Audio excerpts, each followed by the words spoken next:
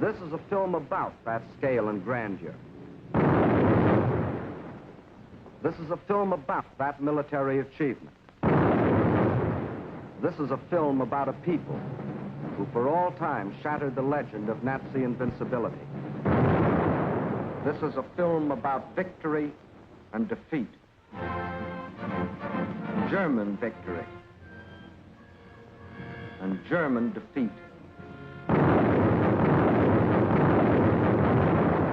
This is the battle for Russia, a battle that has been going on for centuries, a battle that fills the pages of Russian history. 1242. The German Order of Teutonic Knights had invaded northeastern Russia and occupied the old city of Pskov.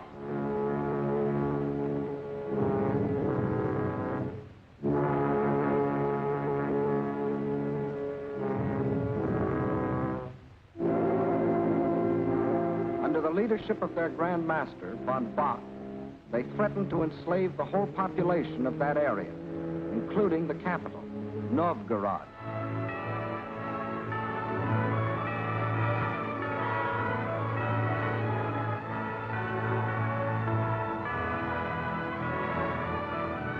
In their hour of peril, the Russian people turned for leadership to their prince, Alexander Nevsky.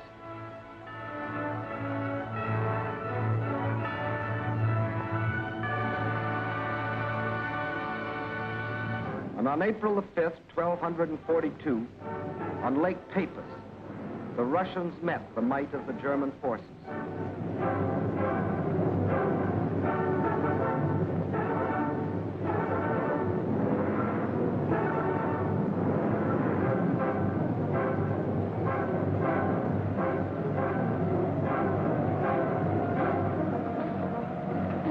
They weren't as well equipped or as well organized.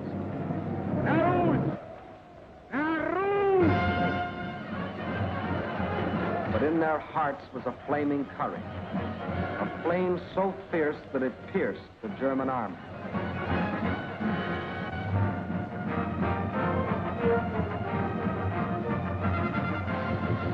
The victory they won fills a bright page of Russian history.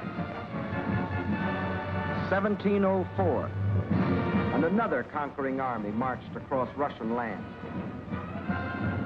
This time under Charles XII of Sweden, and again the Russians fought for their country.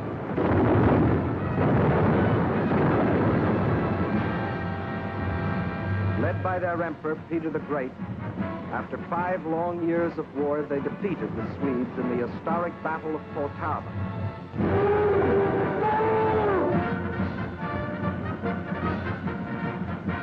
The invading Swedish armies were crushed and forever driven out of Russia. 1812. Napoleon and his armies had blazed their triumphant way across Europe and were marching on Moscow. The conquering armies entered the city, but they entered a city in flames. Even in that day, Russian earth was scorched earth to an invader. And once again, the invader was forced to start the long march on the road back out of Russia. 1914, and another German army, this time under Kaiser Wilhelm, set out to conquer Russia.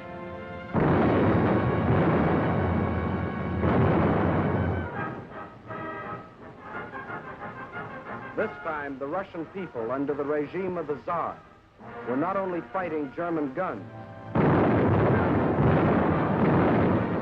but oppression and corruption in their own country. And only the ultimate collapse of Imperial Germany saved Russia from losing the Ukraine and the Crimea, which the Germans had occupied in 1918. Yes, for 700 years, the Russian people have had to fight to defend their land against would-be conquerors. Why? Why have all these attempts been made to conquer Russia? Perhaps Russia itself can provide the answer. Here it is, 1/6 of the Earth's surface, reaching from east to west nearly halfway around the world. and southward from the North Pole to the borders of India. One country of 9 million square miles. That's our own country 3 times over, or all of North America and 1 million square miles to boot. The sun never sets on Russia. When it is dusk on its western borders facing Europe, it is already dawn on its eastern borders facing the Pacific.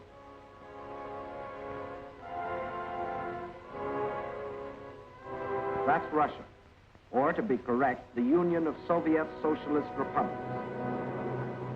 Deep in its mountains lie thick, rich veins of gold and silver. Below ground lie enormous deposits of copper, tin, manganese and nickel, chromium and radium, sulfur and magnesium. Russia is rich in raw materials.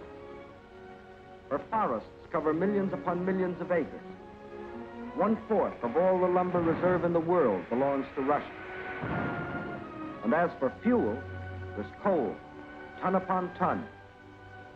And more important, there's also oil. 213 million barrels a year of it. Black gold flowing from the earth that contains 55% of the world's oil. What else? Iron? Russia has better than 10 billion tons. That can make a lot of steel before it's done. Yes, Russia is rich. Farms cover millions upon millions of acres. The rich black earth that besides giving forth oil and coal will also grow everything from sunflowers to lotus. The tea her people drink in such huge quantities, and the tobacco that they smoke. Cotton grows here too, 3,800,000 bales a year. And sugar.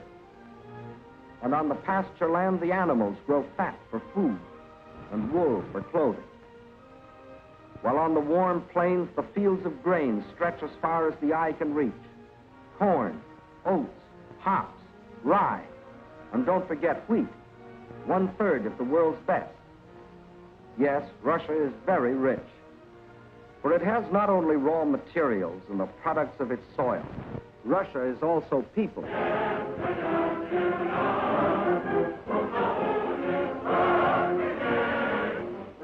193 million people.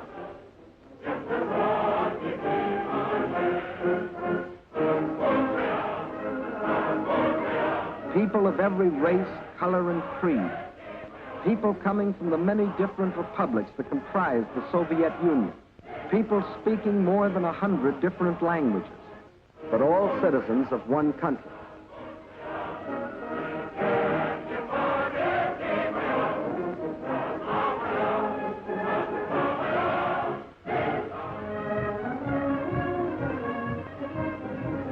Whether they are the great Russians, the descendants of the first settlers of this vast area, and for 1,000 years its main population, or Cossacks, the famous horsemen from the open plains of the Don River Valley.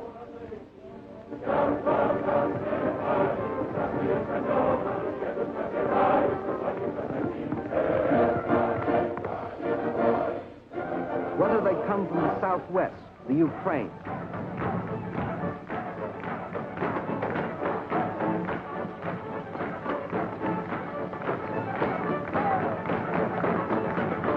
here in the breadbasket of the Soviet Union live the Little Russians, better known as Ukrainians, and beside them the Moldavians and Bessarabians.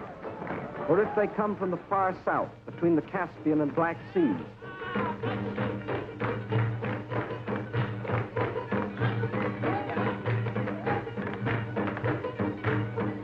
where we find the Armenians and the Georgians, the Ingush, the Cherkess, rugged as the high peaks of their native Caucasian mountains.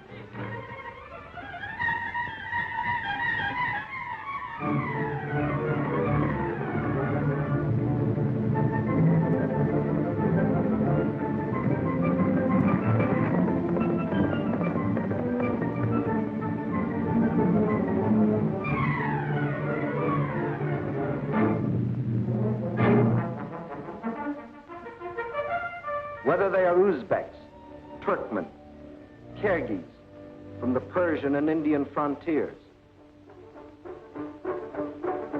or Mongols,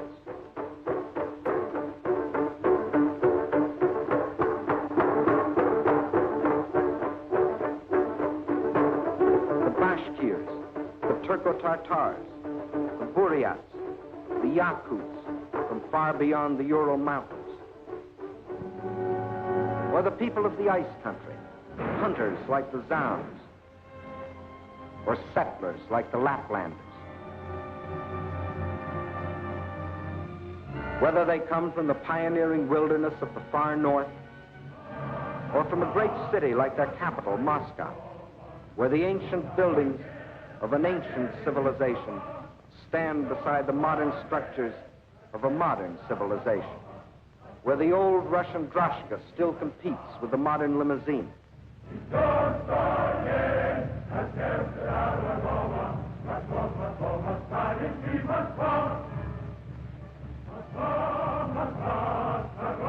Whether they work in factories or as soldiers, whether they are bricklayers or traffic cops, sailors or riveters, school children or farmers, nurses or engineers, window washers or sales girls, housewives or postal clerks, radio announcers or stewardesses, scientists or typists, musicians or ballerinas.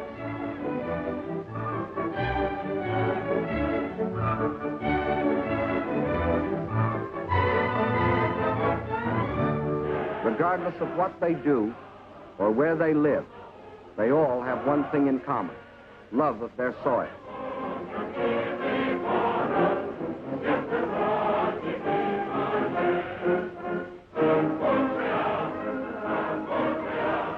That is Russia. Size, the largest country in the world. Raw materials, unlimited. Manpower, 193 million. These are the three reasons why every conqueror in history has wanted Russia. And these are the reasons why the modern would-be conqueror wrote, "When we speak of new territory, we must think of Russia. Destiny itself points the way there." Yes, as we have seen, Germany's spirit of aggression was handed down from generation to generation. And now, in Hitler's Germany, the dream was world conquest. To such a dream, there could be only one answer: collective security. So, with this objective, in 1934, the Soviet Union joined the League of Nations. Again and again before the League, its representatives urged binding agreements to support by collective action any nation submitted to attack. The states I represent entered the League with the sole purpose of the maintenance of indivisible peace. The League of Nations is still strong enough by its collective actions to avert or arrest aggression. There is no room for bargaining or compromise.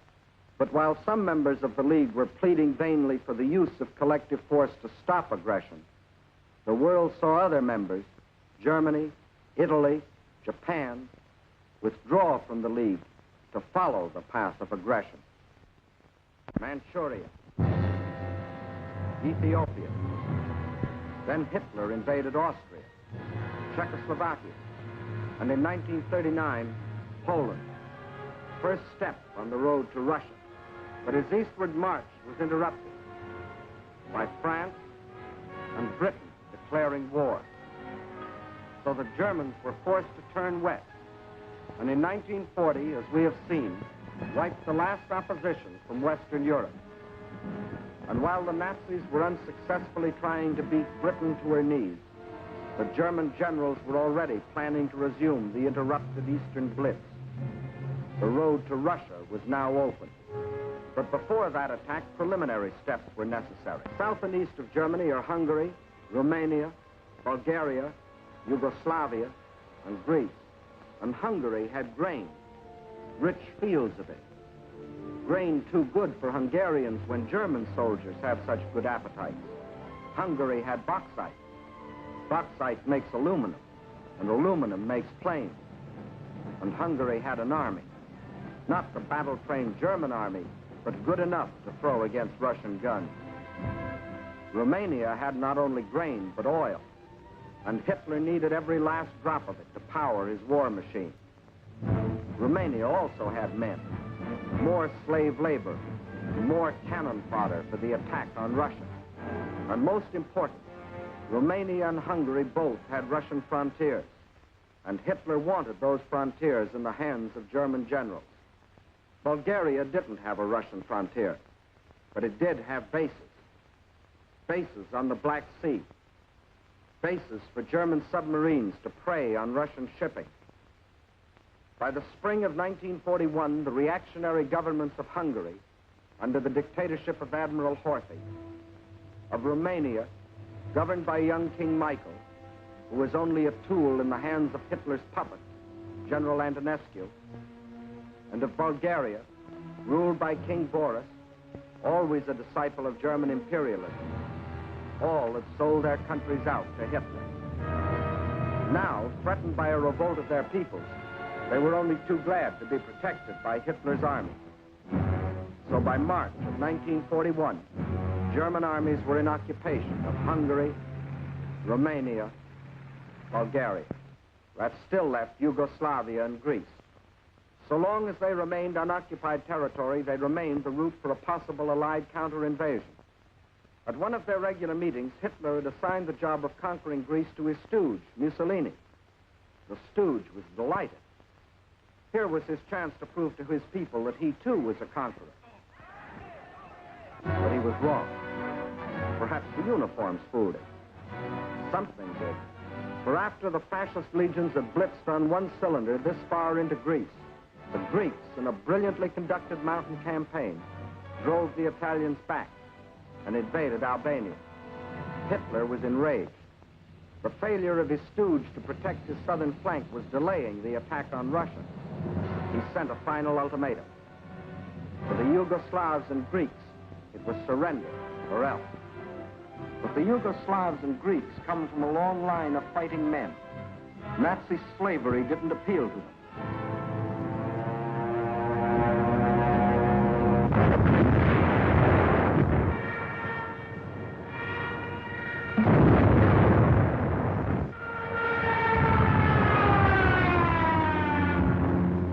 At dawn, on April 6th, German bombs told the Yugoslavians they were at war with Germany.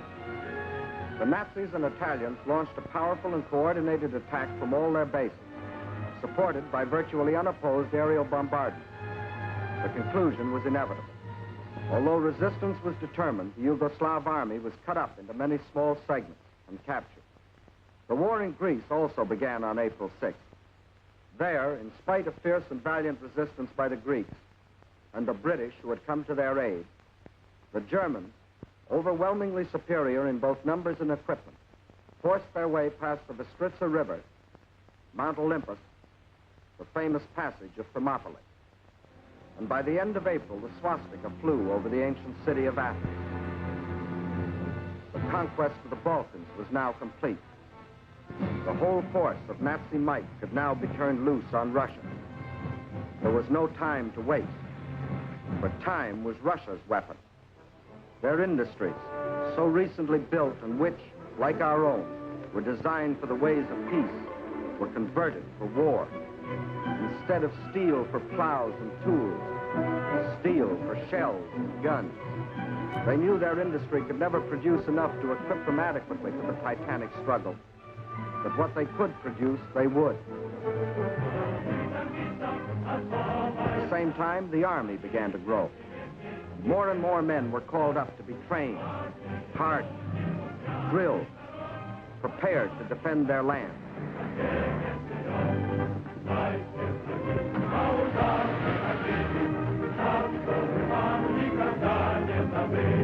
With the conquest of the Balkans, the Nazis had a solid front from the Black Sea to the Baltic, but the Russians had built themselves a buffer to take some of the steam out of the Nazi punch, no matter where it landed.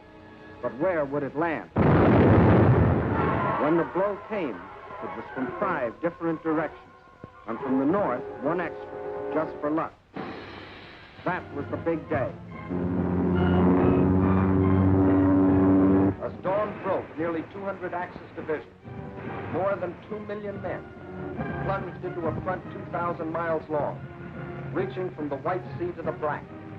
Their aim, the annihilation of the Red Army in a decisive battle on the frontier.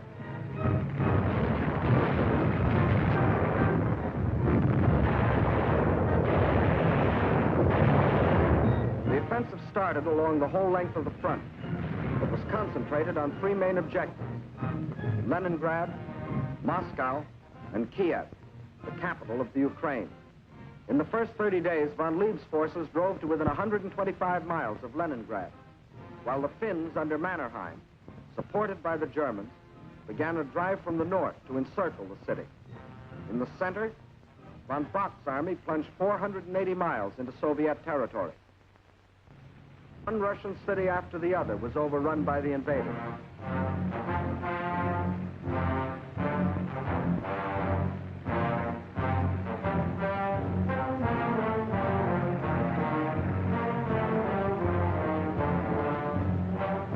And on July 17th, they captured the first main objective, Smolensk, regarded as the key to Moscow.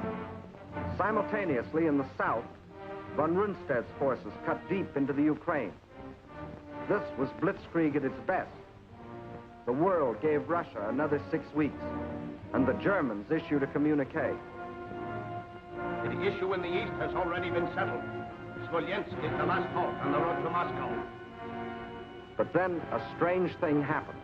For the first time since the mighty German army started its career of blitz, smashing into submission one European country after the other, that same German army came up against a country that did not submit. Despite the fact that Hitler's army swept deeper and deeper into the Soviet Union, and by October the 15th stood practically within the shadows of the Kremlin, despite the fact that the Soviet government and all foreign missions were forced to move to Kuibyshev 700 miles to the east, despite Hitler's triumphant pronouncement, I can say that this enemy is already broken and will never rise again. Despite the fact that by December, 500,000 square miles of Russian territory, an area equal to the entire Middle Western United States, had fallen to the invaders. Yes, despite Russia's loss of her best agricultural areas, her most thoroughly developed industrial plants, millions of her people, thousands of her tanks and her planes, despite everything, those 6 weeks had lengthened into nearly 6 months, and the dread Nazi blitz had spluttered, stumbled, and finally died. What had happened here? Let's try to analyze it. First, in this titanic struggle, not only two armies, but two fighting methods and two strategies came face to face. The German strategy was based on the well-tried Keil and Kessel, or wedge and trap maneuver. One wedge would be driven deep into the enemy territory to hook up with another spearhead driven through to meet it. In the trap thus formed, the victim would be pocketed for annihilation. The German plan in every campaign was to seek a decisive battle at the moment of invasion. A single blow must destroy the enemy without regard for losses. A gigantic, all-destroying blow. Remember the campaigns you have already seen in these films. Poland. The Poles concentrated on their borders. The Blitz broke through. 18 days finished Poland.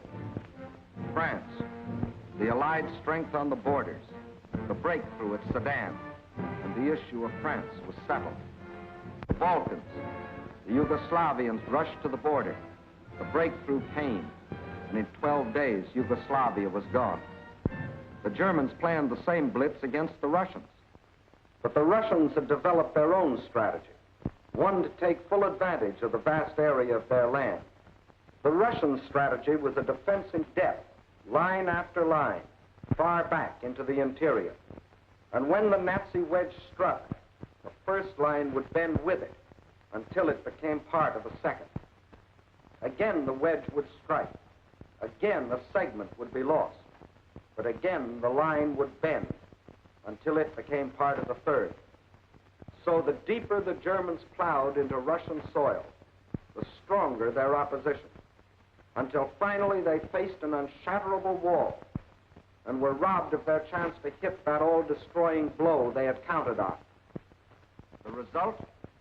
The Germans conquered land and lost the campaign. For the Russian tactics kept the main bulk of their armies intact and made a long war inevitable instead of that quick decision the Germans sought. And the Russians had other tactics that threw the Germans for a loss. Germany had developed blitz warfare, mechanized warfare, armies on wheels, juggernauts to crush everything before them. But the Russians found a way to drag them out of their traveling fortresses. They used their cities as strongholds and made the blitz come to them down alleys.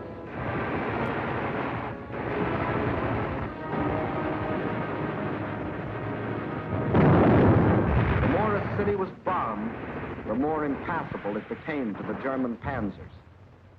They made the names of these Russian cities as familiar to us as the names of towns in the next county. Rostov, Kharkov, Kiev, Kursk, Smolensk. City after city standing in the path of the Nazi blitz. The Red Army had found a way to make their cities of great strategic importance. Odessa, scene of an heroic siege of more than 2 months, held up the whole Nazi thrust into the Crimea. Sevastopol, which resisted every attempt of the Germans to break through. Here, for 8.5 long months, the Russians fought for the town, inch by inch, barring the Germans from the great Black Sea naval base located there.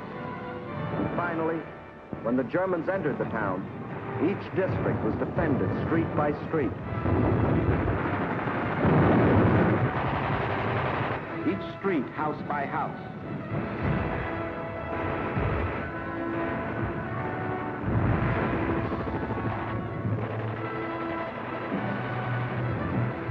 Each house, room by room.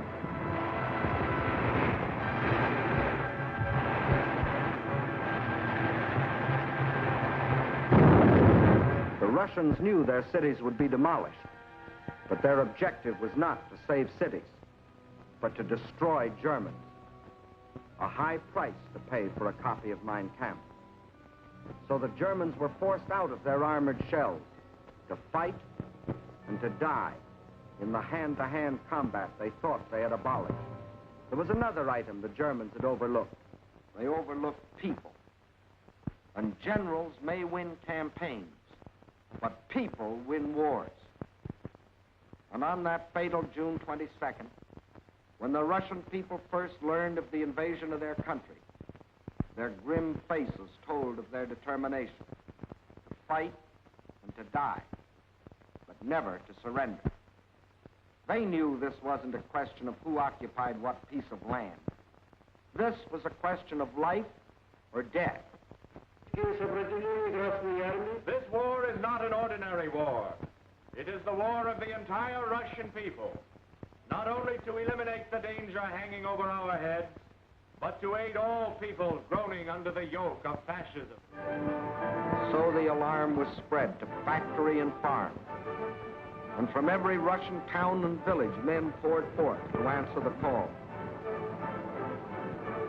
From now on, one thing mattered and one thing only: victory.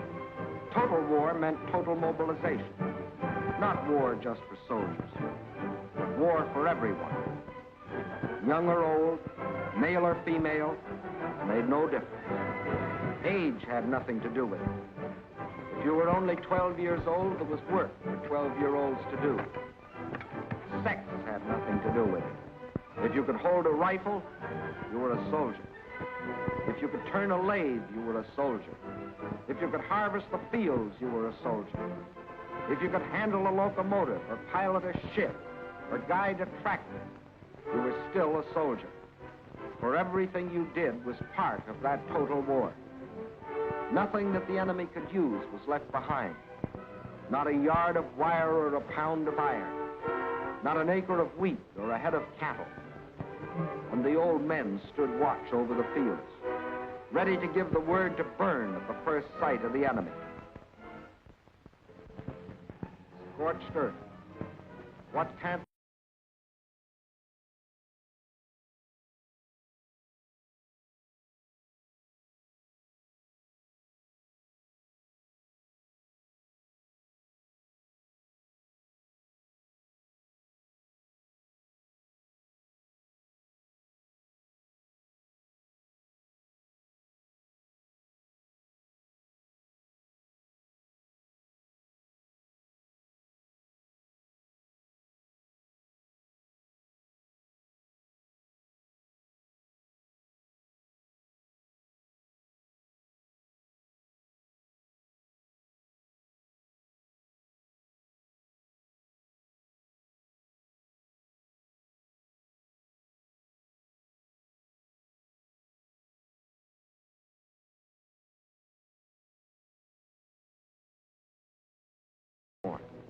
An army without uniforms, whose home was the forest, and whose front was the enemy's rear.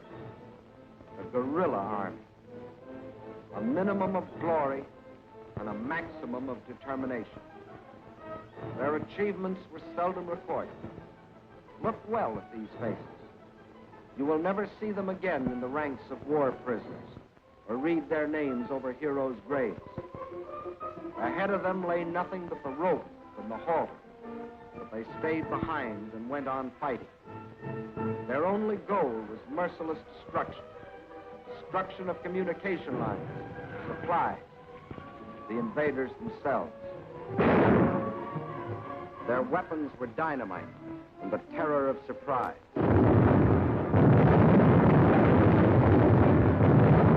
They asked for no mercy, and they gave none.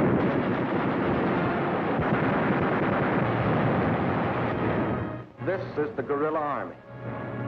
This, the scorched earth. This, the Red Army. These, its leaders.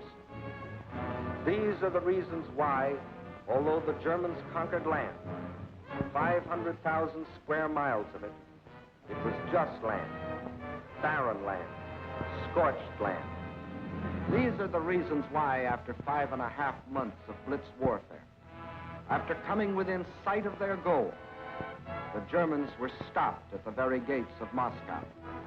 These are the reasons why, although Hitler had sworn that before December the swastika would fly from the Kremlin towers, December had come, but it wasn't the swastika that flew over the Russian capital.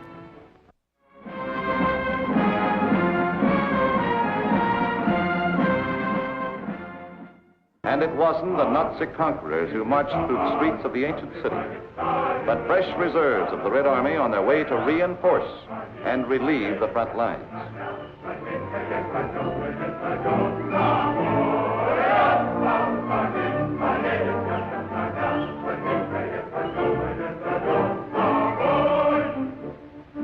The Russians read this appeal and knew what it meant. They remembered that in their past history, the time always came when they could turn and strike back. The time had come. Their old ally, the Russian winter, had carpeted the Russian land.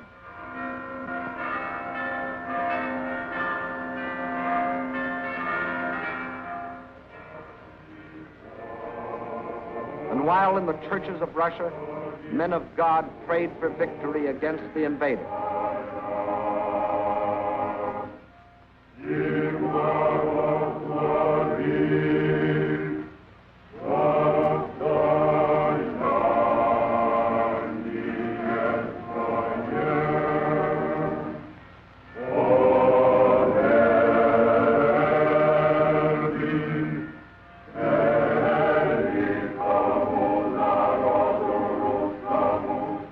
front lines, the men of the Red Army listened to the long-awaited order of the day.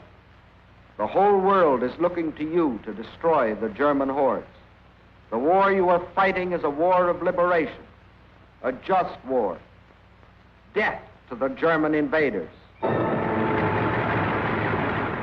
Fighter command ready. Bomber command ready. Parachutists ready. Artillery in position. Tanks manned. Cavalry in position. Infantry ready. Beyond those hills is the enemy. Alive! Alive! Alive! Alive! Alive!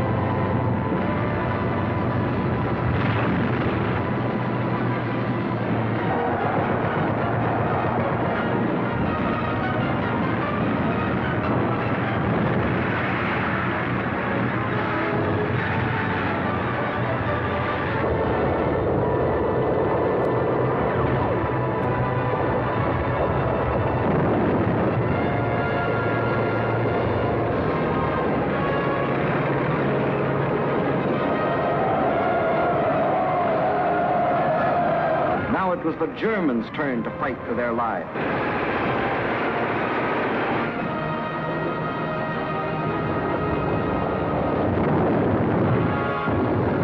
Now, for the first time, it was the German army that retreated.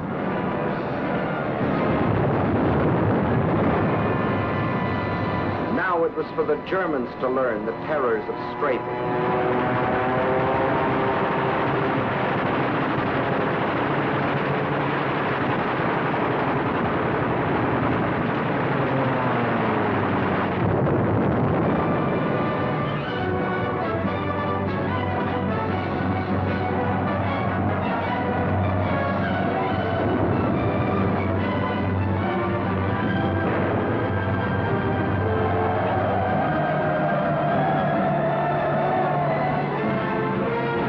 Village after village, town after town, on the Red Army swept through the country which for days and weeks had been under the invaders' yoke.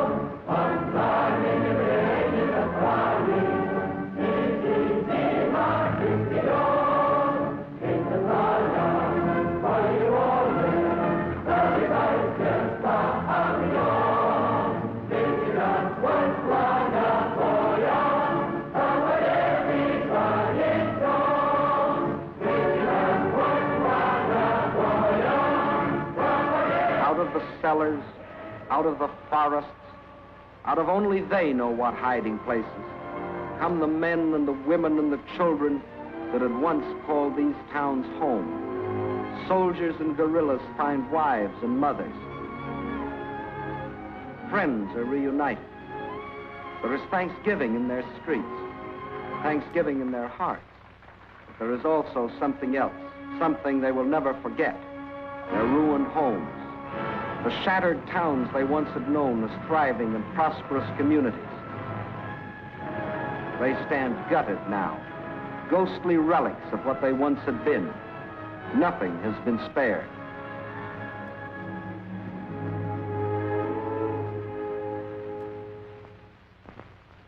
This was a museum, the former home of Peter Tchaikovsky, a man who wrote music for Russia. Music that sought the heart of his own people. And because it found that heart, it found the hearts of people everywhere. His piano concerto.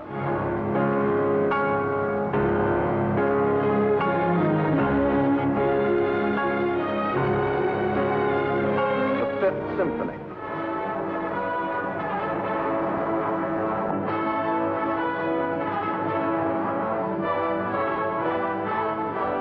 The Sixth Symphony.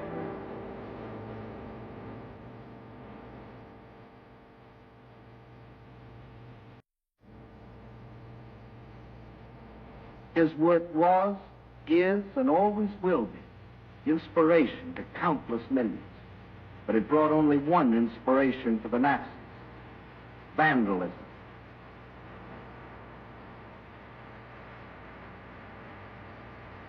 And this was the home of Leo Tolstoy, the author of the immortal novel, War and Peace.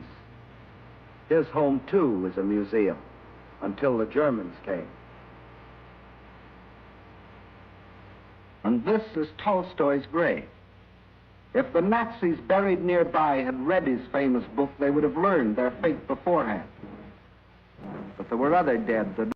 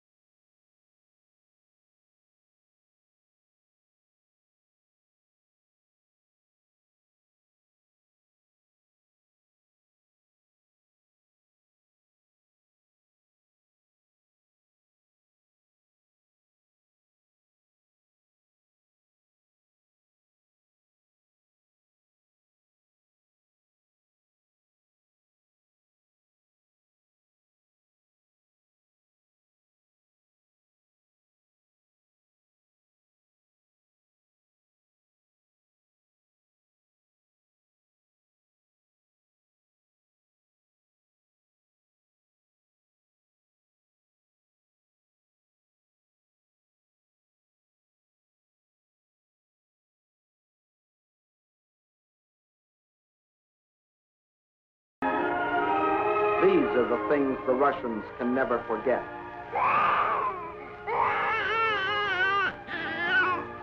These are the things the Russians will never forget. These are the reasons why every Russian pledged his life to uphold this sacred oath.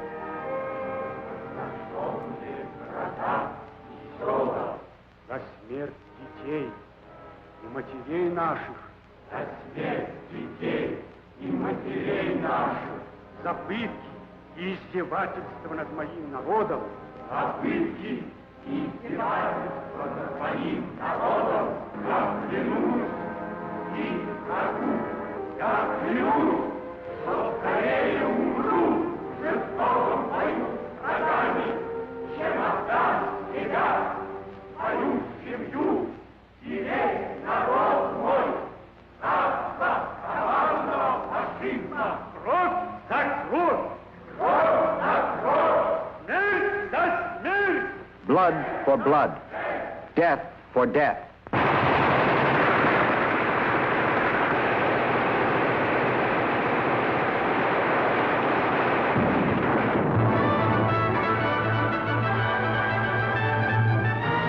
That is the reason the Russians smashed on, deeper and deeper, along the entire front from Rostov to Leningrad.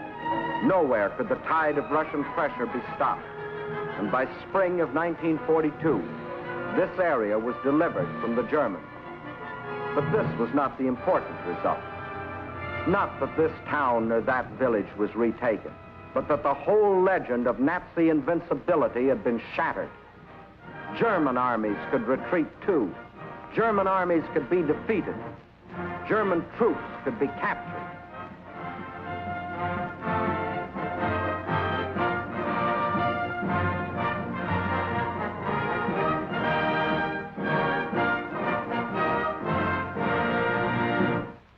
But besides this crushing offensive, there was another factor that shattered the legend of Nazi invincibility. That factor, which will live forever in the history of this war, was written by the people of this city. A city now called Leningrad after the leader of the Russian Revolution, Lenin, and which, before that, was called Petrograd, in honor of its founder, Peter the Great. A city which today, with the exception of Moscow, is the most important center in the Soviet Union, because some of Russia's largest industries are centered here, and also because it is Russia's principal port on the Baltic Sea and the base for its Baltic fleet. Here, as throughout the Soviet Union, on June 22nd, word came of the attack. But here, the city was only a few miles from German lines. And while the men of the Red Army and the Baltic Fleet moved out to meet the enemy, behind them another army was formed. An army whose weapons were shovels instead of rifles. An army of men. An army of women. An army of children. Feverishly, they dug the trenches, threw up barricades, built defenses, prepared themselves for the worst. They knew that they too were in the front line. They weren't wrong.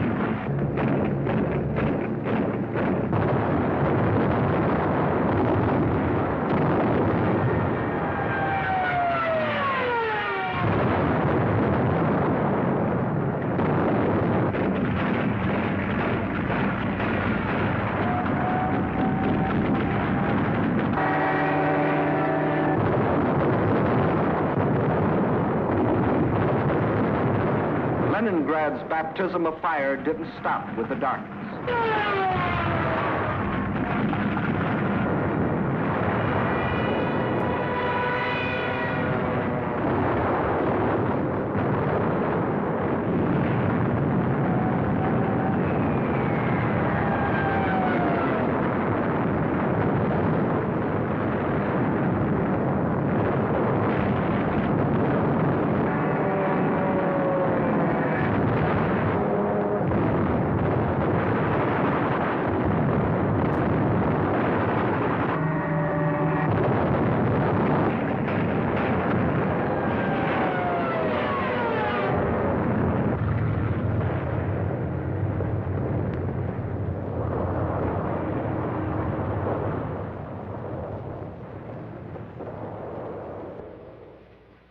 finally the morning comes, and the people of Leningrad dig themselves out from the ruins.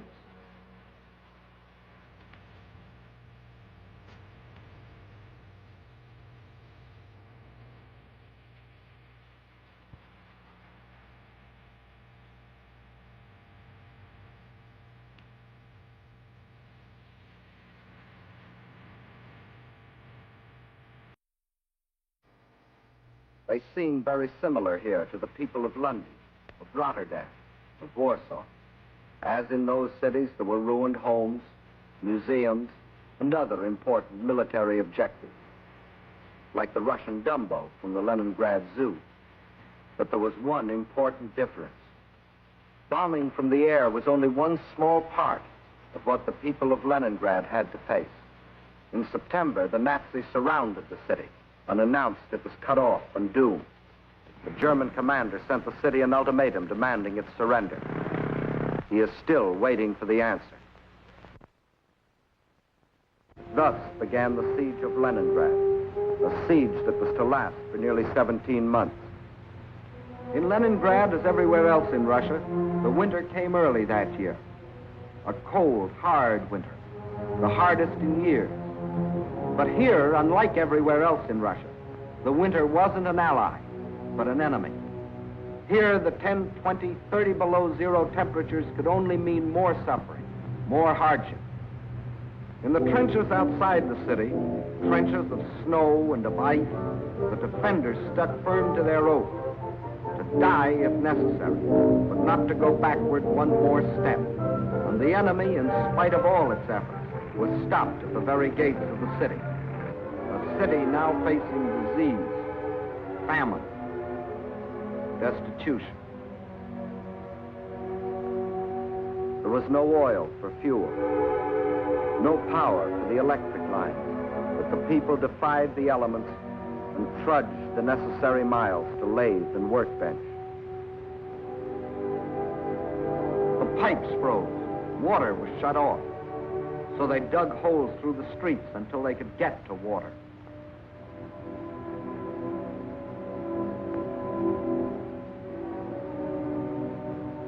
There was no food, and the whole city went on starvation rations. A factory worker got 8 ounces of bread a day. Everyone else, child and adult alike, only 4. And to keep the dread enemy of disease from stalking the streets of their city, an army of women worked with shovels, worked with picks in those streets every day, clearing away the rubble, the refuse, the sources of contamination. Bombs from the air couldn't force the defenders of Leningrad to surrender. Winter couldn't do it. Hunger couldn't do it. So the Germans decided to shell them into surrender. For days, long-range guns hurled ton after ton of high explosives into the heart of the city.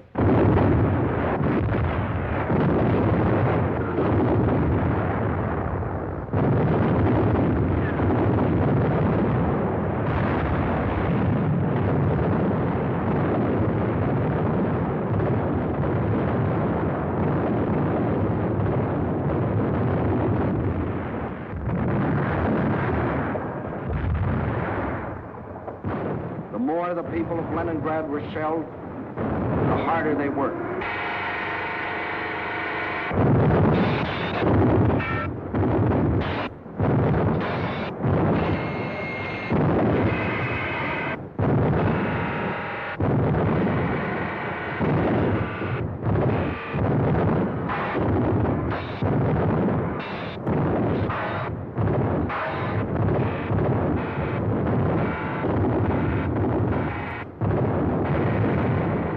In a rain of high explosives, cut off entirely from the rest of Russia, with only their own hands to depend on, their determination never faltered. Every day, more people died of cold, disease, hunger. This was Leningrad in its darkest hour. And then a miracle happened. To the west of Leningrad is the Baltic Sea, and to the east and north is Lake Ladoga, 7,000 square miles of inland water. The Finns and the Germans occupied one border of the lake to about this point, and in the south the Germans controlled the lake to here. Between these 2 points was a stretch of lakefront still in Russian hands, but there was nearly 100 miles between this shore and the beleaguered city. 100 miles of what had been open water and was now snow-covered ice.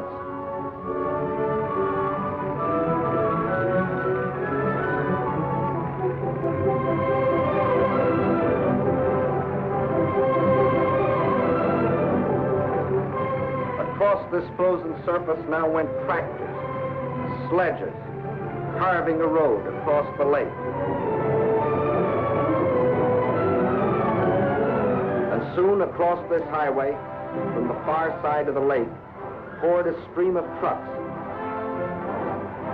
bringing in food, oil, grain, fuel, truckload after truckload of fresh life for the people of the city.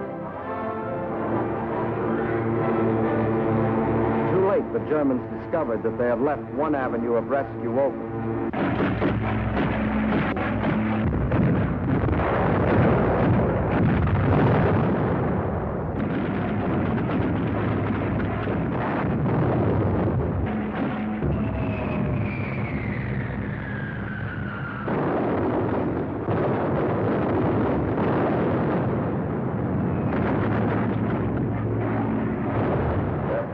Bombed the road, but the trucks kept rolling, by day and by night.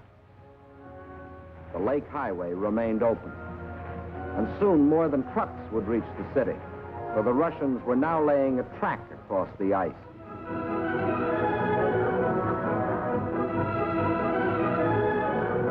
To the heroes of Leningrad, says the inscription on this locomotive as it starts its pioneer voyage. From the far shore of the lake, it brings food, medicine, supplies of all kinds. Across the lake and into Leningrad, this train is but the first of many. Trains that not only brought in supplies, but that could take out the wounded, the sick women, the half-frozen children. All those that needed better care. All winter long, the lake traffic continued. And all through that terrible winter, the men of the Red Army, outside the city, found the strength not only to defend, but to attack. Time after time, they hurled themselves against the invader, driving him inch by inch back from the city's outskirts.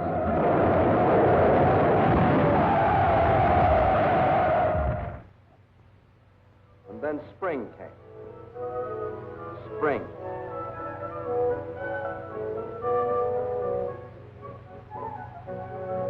Outside Leningrad, the snows begin to thaw, and German bodies are washed from their icebox graves, mute evidence of Russian tenacity. The warm breath of spring is felt, too, on the frozen surface of Lake Ladoga, but the trucks continue to roll, even though the ice is melting beneath them.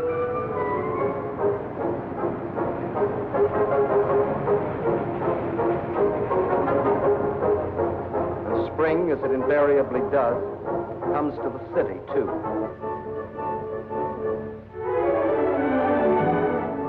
But spring is more than a new season to the people of Leningrad. It's a new life. The city begins to breathe again.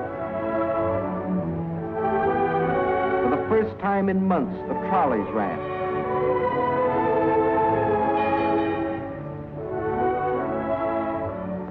That first day, it seemed that every man and woman and child in the city had to go for a ride.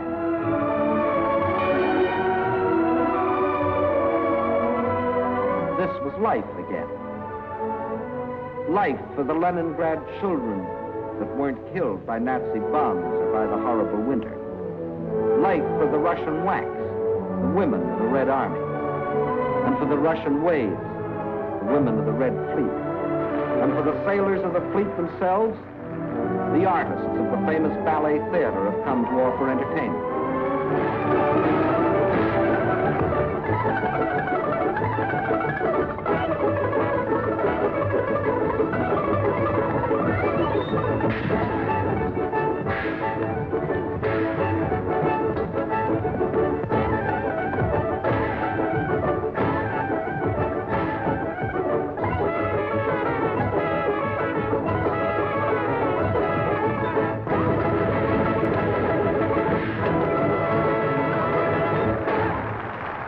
Spring is here. Summer is coming. And Leningrad is still free. Although some Germans did finally succeed in getting into the city. But under different circumstances than they had anticipated.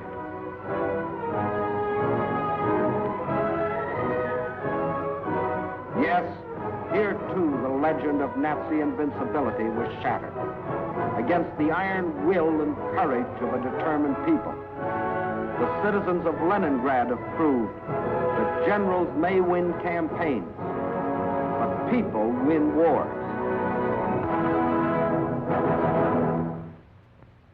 By summer of 1942, new posters were appearing in the streets of Moscow. Posters that greeted and welcomed their allies. Allies whose help was already arriving in Russian ports.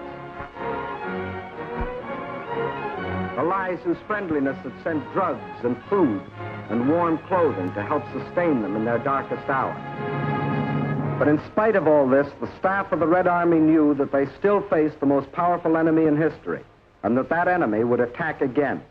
But when this attack came, the whole German strength was to be concentrated on one objective: the Caucasus and oil.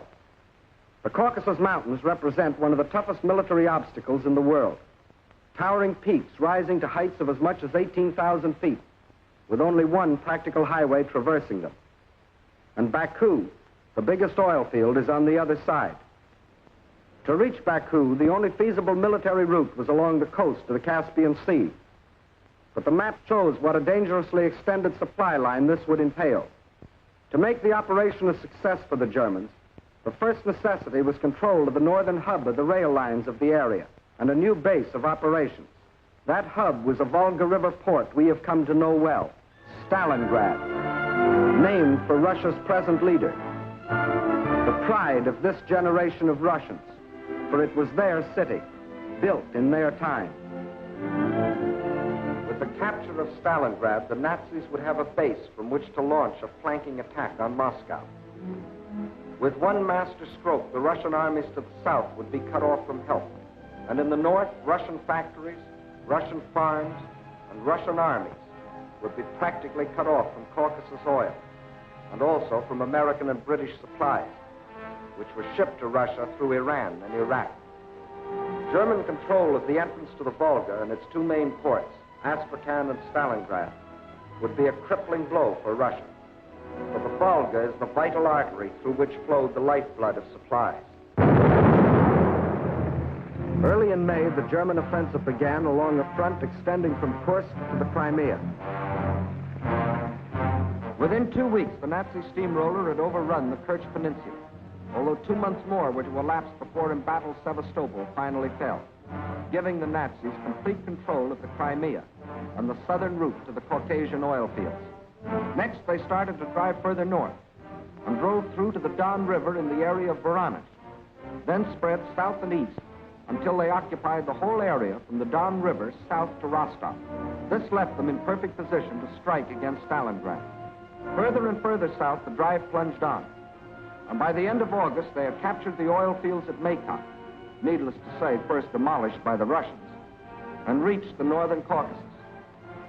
Yes, the Germans were only a few miles from their goal, the oil fields at Baku, but two barriers still stood between them: Russian mountains and Russian determination. The people of the Caucasus joined with the army to form an unshatterable wall against the full onslaught of the attack.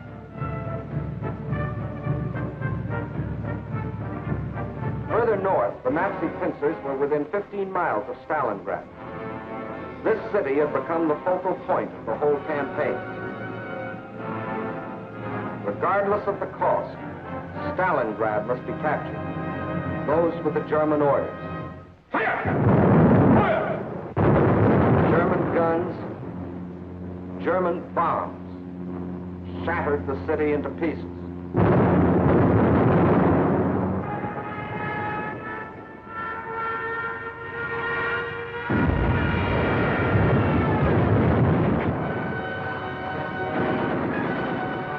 By September 20th, the Germans, after 30 days of grueling and ceaseless fighting, battled their way into the city's outskirts.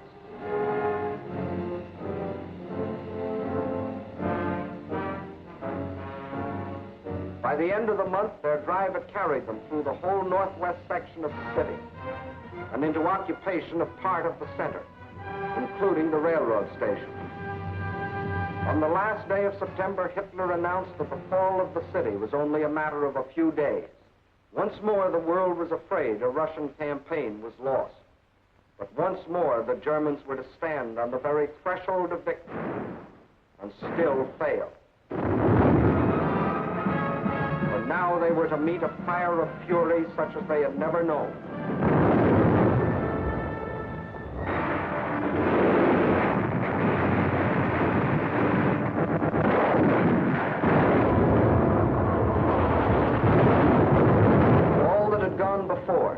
The battles waged in the streets of Kiev, Rostov, Odessa, Sevastopol. These were all preludes to what happened in Stalingrad.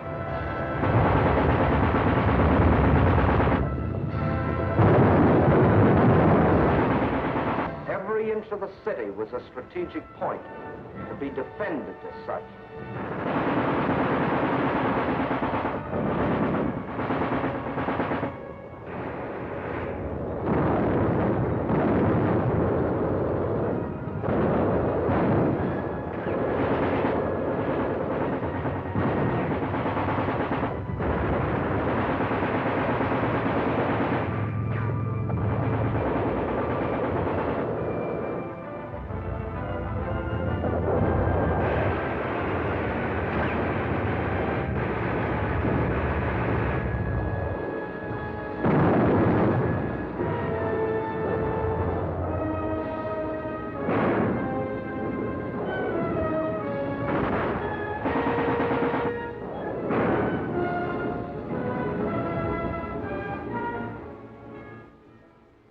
By the end of October, snow covered Stalingrad. From the air, the Germans tried to force the surrender of the Russian-held part of the city. At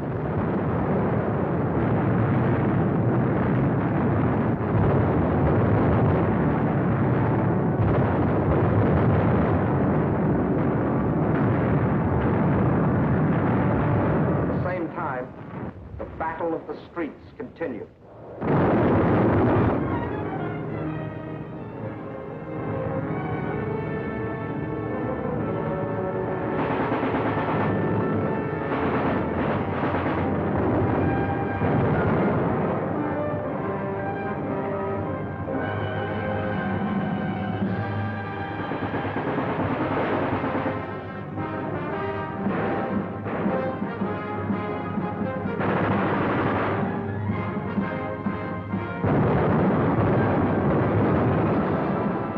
November dawned, the Russians were no longer defending their city inch by inch. Inch by inch, they were regaining it.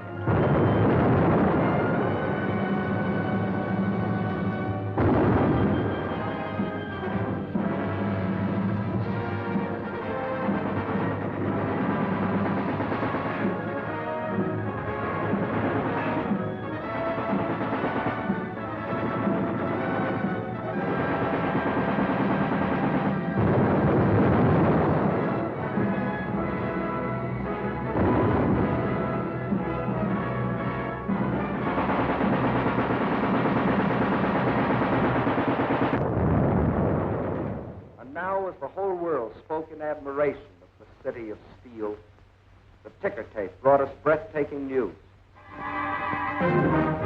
American and British troops had landed in and occupied North Africa. Further east, the British Eighth Army was driving westward, pursuing the vaunted Africa Corps. And in the northeast, the Red Army had launched its smashing counteroffensive. the Germans were learning the real meaning of the word combined operations. As though a spring had been released, the Russians attacked along the entire front. In the far north, the Germans felt the first impact as the Russians recaptured Schlisselburg, breaking the Axis ring around Leningrad. Soon after, another offensive lashed out further south, bypassing the Germans' defensive position at Rzhev and plunging down to Veliki Luki. Still another Russian blow fell in the Voronezh area, pushing a threatening spearhead deep into the German lines. In the far south, the Germans were moving away from Grozny instead of toward it, under the force of the Russian attack. At Stalingrad, the Germans were about to meet new opponents.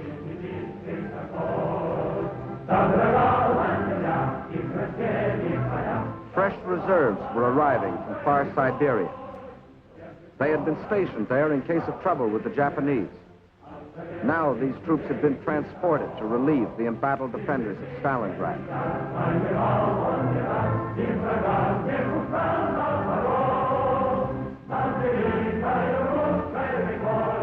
And as the reserves entered the city, at headquarters, the commanders of 3 Russian armies were meeting. The Germans had fought for Stalingrad as a prize. The Russians were determined to make it a trap. 2 simultaneous attacks were launched, one from the north, one from the south. The German armies encircling Stalingrad were now themselves threatened with encirclement. Finally, the 2 prongs met.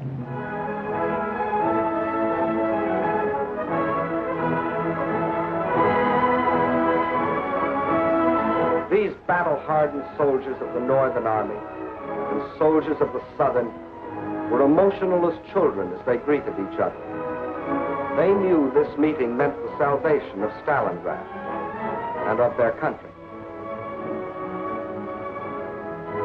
And on this Christmas of 1942, the people of the Soviet Union can celebrate with happy hearts. They have received a most precious gift from the men of their army, the assurance of ultimate victory. Just as in our hometowns, it is the Children's Day in Moscow. It is a happier Christmas this year. Today, there are no German bombers overhead.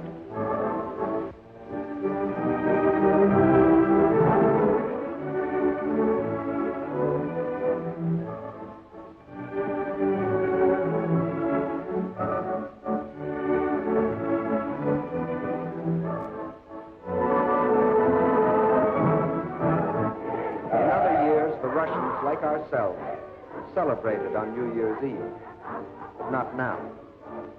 The factories are just as busy as on any other night. The moment comes. It is the New Year. С Новым годом!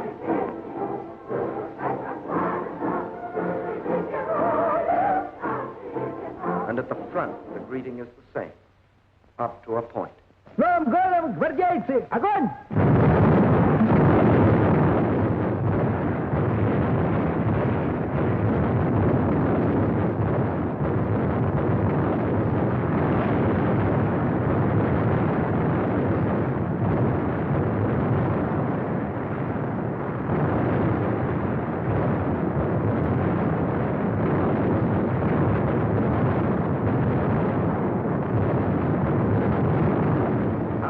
Stalingrad, the icy winter becomes a fiery hell.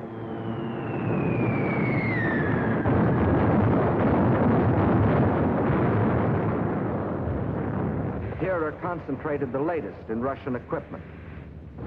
Flamethrowers, ice gliders, used here by shock troops to capture airfields in advance of the main army. Rocket guns, Katyusha, the Russians call them.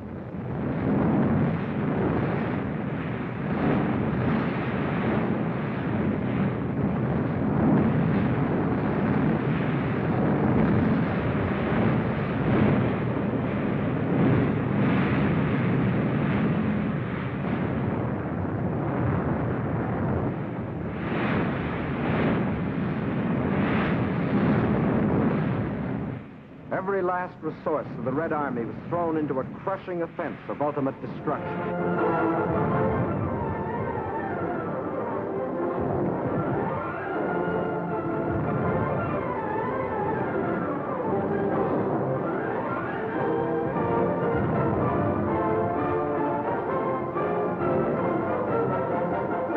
Kyle and Kessel with a vengeance, but the Nazis were getting Kessel instead of the Russians. And on February the 2nd, 1943, after 162 days of the heaviest fighting in the history of warfare, the last shot was fired. Peace came to Stalingrad. In the shattered streets, the blasted ruins, the ghastly evidence of their ordeal, the defenders of the city greet the rescuing army of the dawn. Stalingrad is free.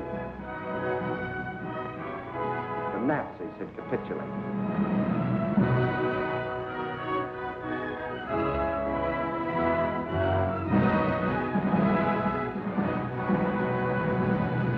The German generals who had been ordered by Hitler to take Stalingrad regardless of the cost, and who had obediently promised that the city would be his. These generals, 24 of them, who had covered themselves with such glory and such medals on the fields of Poland and Norway and France, they now had only their past glory to comfort them. This is Field Marshal von Paulus, Commander-in-Chief of the German armies at Stalingrad. This is the man who told his soldiers that if they surrendered, he would see to it that their families died in reprisal. When he faced his captors, perhaps his worried expression reflected an anxiety that Hitler might take the same revenge on his family. For he knew that when he surrendered, Hitler lost not only a field marshal, he lost an entire army, 22 divisions, 330,000 men. These are the men who had been promised that as conquerors they would winter in Stalingrad. Well, it was winter, and this was Stalingrad, and here were the conquerors.